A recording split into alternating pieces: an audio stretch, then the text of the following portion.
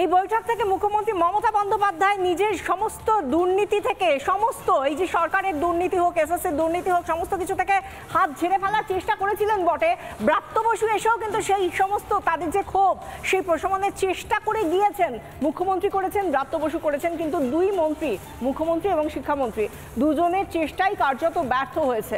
এবং এই বৈঠকটা শেষ হওয়ার পর নেতাজি ইন্ডোরের মধ্যে যারা এসেছিলেন, যারা চাকরি হারিয়েছেন, সেই সদ্য বেকার মানুষগুলো, তারা বলছেন এই ধরনের বিষয় যে কথাগুলো বলা হচ্ছে যে আমরা চাকরিহারাদের পাশে আছি। মুখ্যমন্ত্রী বলেছেন পাশে থাকা তো সবাই বলতে পারে, কিন্তু আদতে বাস্তবায়িত কি করেছেন, বাস্তবে কোন সুযোগটা তাদেরকে দিয়েছেন, কি করতে পেরেছেন, সমাধান কি আনতে পেরেছেন মমতা বন্দ্যোপাধ্যায়, সেই প্রশ্নটা চোখে চোখ রেখে করছেন সদ্য চাকরিহারারা।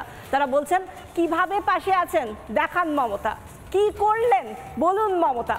কোনো উত্তর তো দিতে পারলেন না। কি বলছেন তারা, শুনুন। মুখ্যমন্ত্রী এটা একবারে একটা আমাদের কাছে একটা ওই ঢপের চপ ললিপপ।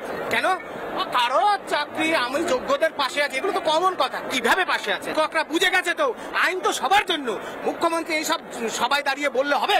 কেউ এরা কি সবাই কচি বাচ্চা, সবাই এমএসসি পাস? আসলে ওই যে যাদের ঘুষ দিয়ে চাকরিটা দিয়েছে, ওদের চাকরিটা টার্মিনেট করলে ওরা কাদের টাকা দিয়েছে দেখেননি, কলার ধরে মারছে, ওদেরকে চরম ধোলাই দেবে। ধোলাইয়ের হাত থেকে বাঁচার জন্য শেষে বলছে আমি দেখছি ওদের হাততেও।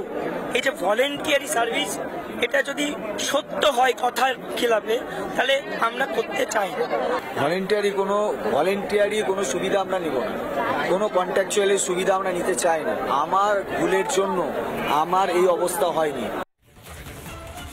রাজ্য সরকারের মামাবাড়ির আবদারটা ভাবুন। রাজ্য সরকারের অপদার্থতা এবং তৃণমূলের দুর্নীতির জন্য এই ছেলেমেয়েগুলোর চাকরি গেল। এখন সেই তৃণমূলের ছেলে মেয়ে তাদেরকে নির্দিষ্টভাবে যাতে যারা অযোগ্য চাকরি প্রার্থী তারা এসে ঘিরে না ধরে, তার জন্য বলা হচ্ছে ভলেন্টারি সার্ভিস করতে। চমৎকার। আবারও বলছি, চাকরি প্রার্থীরা যে কাজগুলো করছেন সেটা পৃথিবীর বোধহয় কোনো রাজ্যে এভাবে করতে হয় না। ওএমআর শিট নিয়ে শহীদ মিনারের সামনে তারা হাহুতাশ করছেন, তারা বলছেন যে কে আমাদের বাঁচাবেন। মমতা বন্দ্যোপাধ্যায় তো তারিখ পে তারিখ আর আশা প্রত্যাশার একটা অদ্ভুত চক্র যেন তৈরি করেছেন। আর ছেলেমেয়েগুলো দেখো, দেখো এই তথ্যটা হচ্ছে একজন শিক্ষক তিনি আমাদের হাতে দিচ্ছেন। আমি ক্যামেরা পার্সনকে বলবো দেখাতে। প্রথমে তার নামটা দেখো, অনুপ কুমার ভূঁইয়া, পশ্চিম মেদিনীপুরে বাড়ি। প্রথমে তার ডেটটা দেখো, ইন্ডিভিজুয়াল যিনি সিগনেচার করছেন তার 27/11/2016। এবার দেখো এটা তার, তিনি যখন পরীক্ষা দিতে বসছেন এটা তার তখন এসএসসি কোশ্চেনের ওপরে নাম্বারটা দেখো, এটা বুকলেট নাম্বার 18662228।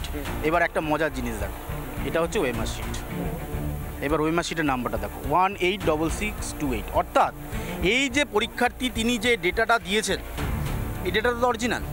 এটা আপনারা তো এসএসসির কোথা থেকে ডাউনলোড করা? এটা অ্যাকচুয়ালি আমরা যখন পরীক্ষা দিই তখন কিন্তু আমাদের ওএমআর শিট হাতে দেয়। কোর্ট অর্ডারে এসএসসি তার সার্ভারে পাবলিশ করেছে। আমরা এখানে যতজন পরীক্ষার্থী রয়েছি তার প্রত্যেকেই এসএসসির ওয়েবসাইট থেকেই কিন্তু এগুলো ডাউনলোড করা।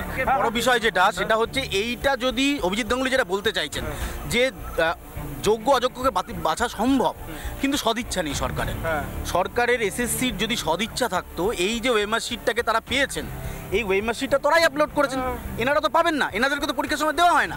তাহলে এটা যদি আপলোড করা থাকে, তাহলে এই আপলোডের এই সমস্ত ডেটা এক জায়গায় করা হোক, তাহলে যোগ্য আর অযোগ্য বেরিয়ে যাবে। দেখলেন একদম স্পষ্টভাবে একজন চাকরিহারা তিনি নিজের ওএমআর শিট, সেই ওএমআর শিট এবং বুকলেট নাম্বার দুটোকে আলাদাভাবে প্রিন্ট আউট নিয়েছেন। কোথা থেকে? এসএসসি সার্ভার থেকে। সেই সার্ভার থেকে নামিয়ে তিনি বলছেন যদি আমি এত সহজে এটা করতে পারি, কোন বুকলেট, কত নাম্বার, তার আনসার শিট সমস্তটা তিনি বুঝিয়ে বলছেন, তাহলে কেন রাজ্য সরকারের এতটুকু সদিচ্ছা থাকলো না যে তাঁরা আলাদাভাবে সেগুলো সুপ্রিম কোর্টের কাছে জমা দিতে পারতো এবং গোটা বিষয়টায় যোগ্য অযোগ্য বাছাই করা সহজ হতো? সদিচ্ছা থাকলেই হতো, এমনটাই বলছেন তিনি। এবং সেই সঙ্গে এই যে আমরা শহীদ মিনারে তাঁদের বিক্ষোভের বিষয়টা বলছিলাম, তারা একসঙ্গে মিটিং করলেন, বৈঠক করলেন এবং বললেন অদূর ভবিষ্যতে যদি তাদেরকে এই অফার দেওয়া হয় যে তোমরা সিভিক শিক্ষক হও, তারা সেই কাজ করবেন না, সেই প্রস্তাব মানবেন না। দেখুন, মুখ্যমন্ত্রী মমতা বন্দ্যোপাধ্যায়ের সাথে বৈঠক সেরেই নেতাজি ইন্ডোর থেকে সরাসরি শহীদ মিনারের কাছে এই মুহূর্তে এসে পৌঁছেছেন চাকরি হারারা তারা এই মুহূর্তে এখানে বৈঠক করছেন, নিজেদের মধ্যে ইন্টারনাল একটা মিটিং চলছে, দফায় দফায় বৈঠক ছাড়ছেন তারা।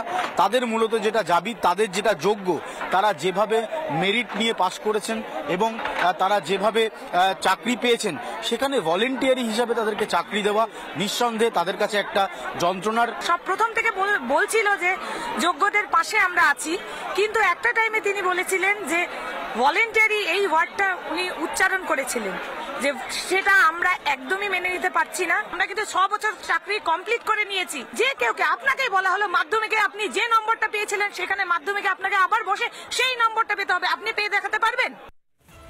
নানা ধরনের কন্টেন্ট দেখার জন্য লাইক করুন, শেয়ার করুন আমাদের ফেসবুক পেজ, সাবস্ক্রাইব করুন আমাদের ইউটিউব চ্যানেল। পাশাপাশি অন্যান্য ব্রেকিং নিউজের জন্য অবশ্যই চোখ রাখুন রিপাবলিক বাংলায়।